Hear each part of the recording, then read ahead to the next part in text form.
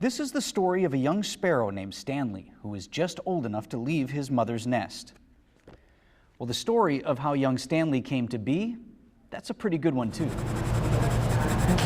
At Harwood Place Retirement Home, 88-year-old Carol Lou Nelson has plenty of time for her artwork. Today she's drawing Stanley the Sparrow.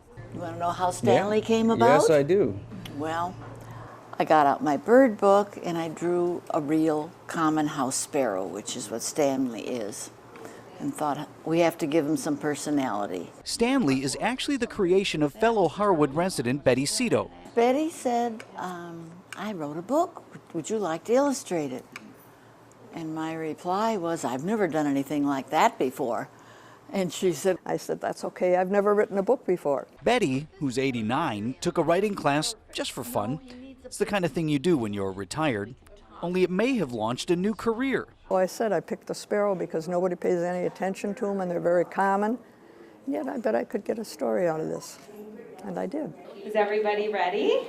The Adventures of a Sparrow Named Stanley is a real book now, published by a Milwaukee company.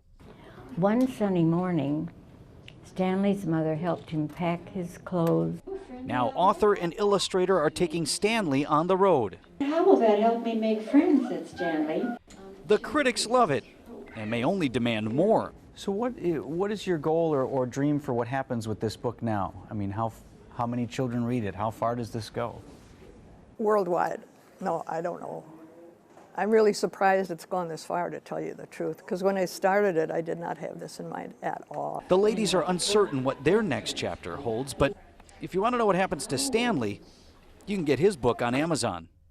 In the front entrance of each gym, be the best sparrow you can be. Vince Vitrano, today's TMJ4.